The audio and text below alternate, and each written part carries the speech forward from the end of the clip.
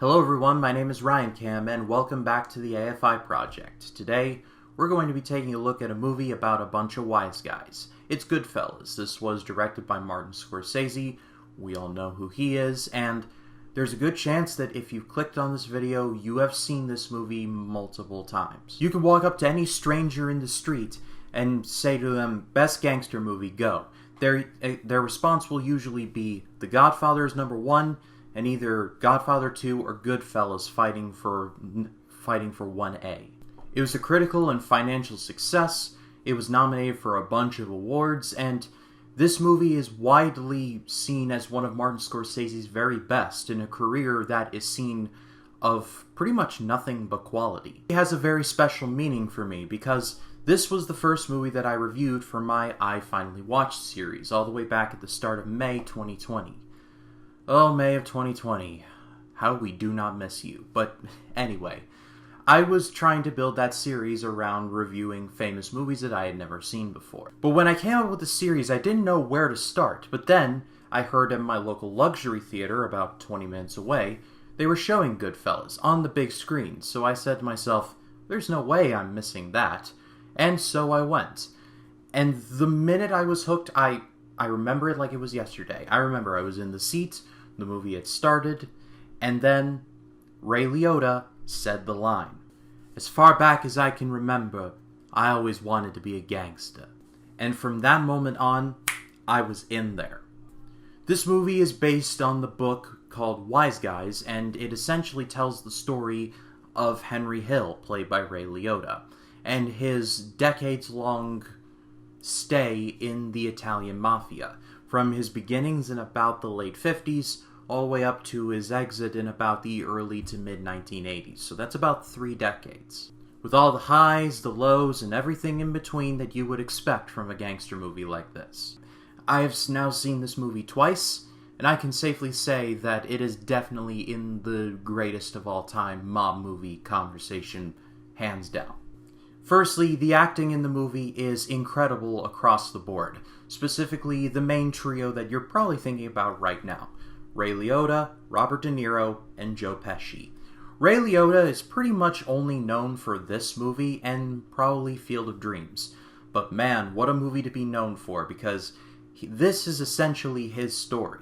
Watching Henry Hill's journey from basically being an errand boy to the Mafia to becoming a full-fledged, almost, I don't want to say president, but being an incredibly high-ranking member to where he eventually ends up. It's crazy stuff. Henry Hill, I would imagine, would be the easiest to deal with out of this trio because, he seems like the type of guy who's like, this is not personal, this is just business. But then you have the other two. You have Jimmy Conway, played by Robert De Niro, who despite his easygoing personality can just absolutely turn on you like that. And then you have Joe Pesci. I only knew Joe Pesci for the Home Alone movies, and, well, I guess for the first one, that's a pretty good legacy to have. But little did I know that he has been in a ton of movies, as recently as The Irishman in 2019. His role here is by far and away the most memorable.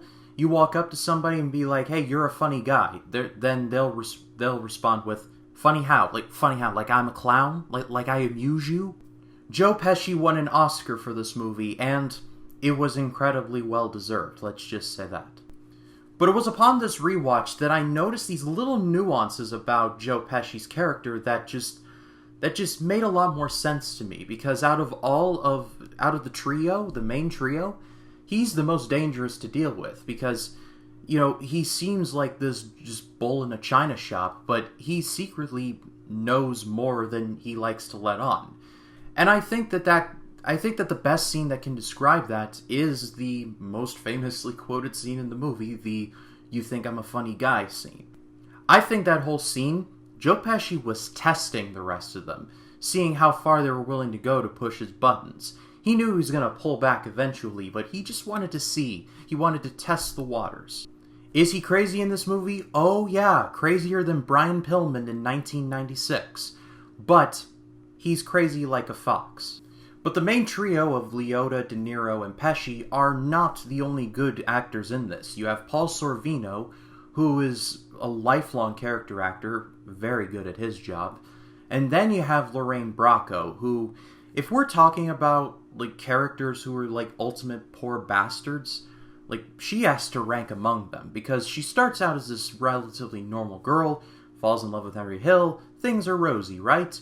Well, things go south real fast, and you do really feel sorry for her. In my I Finally Watched video on Goodfellas, I mentioned that this movie portrayed the mobster life as incredibly noble, something that you should aspire to be, and that goes double, especially for this rewatch. For the first half, the mobster life is shown through the eyes of Henry Hill. And for, like, the first, like, decade or so, he feels at home. He feels like this is where he is always meant to be.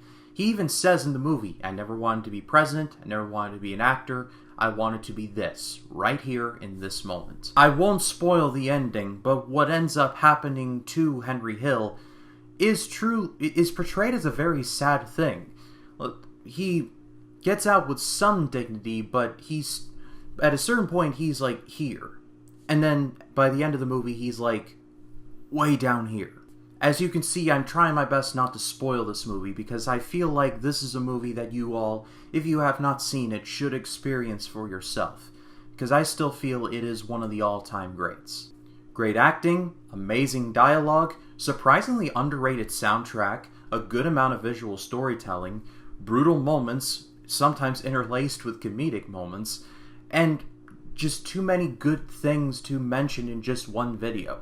Someday I want to make a full nuts and bolts, all the warts and all video where I talk about Goodfellas, like, scene to scene, and I'll do that one day. But for right now, if you have not seen this movie, I can't recommend it enough. Go watch it. But that is all for me. Thank you so much as always for watching, and I just want to say thank you all so very much, because as of this recording, I recently hit 150 subscribers.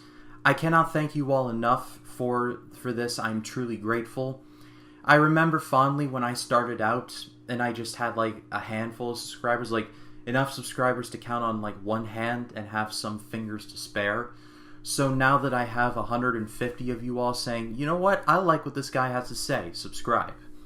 It's a truly humbling feeling, and I'm going to try my hardest to make it worth it. But I'm not going to rest on my laurels, because this is only the beginning. And with that in mind, next up in the AFI project, we're going from the early 90s to the early 70s, and talking about a crime movie of some fashion, but instead of focusing on the criminals, we're focusing on the boys in blue, specifically a cop named Popeye. It is The French Connection. But if you like this video, please be sure to leave a like, comment your thoughts down below, and if you like this video and you want to see more like it, hit the subscribe button and click the bell to allow notifications. That way, when a new video drops, you'll be the first to know about it. My name is Ryan Cam. I'll see you in the next one.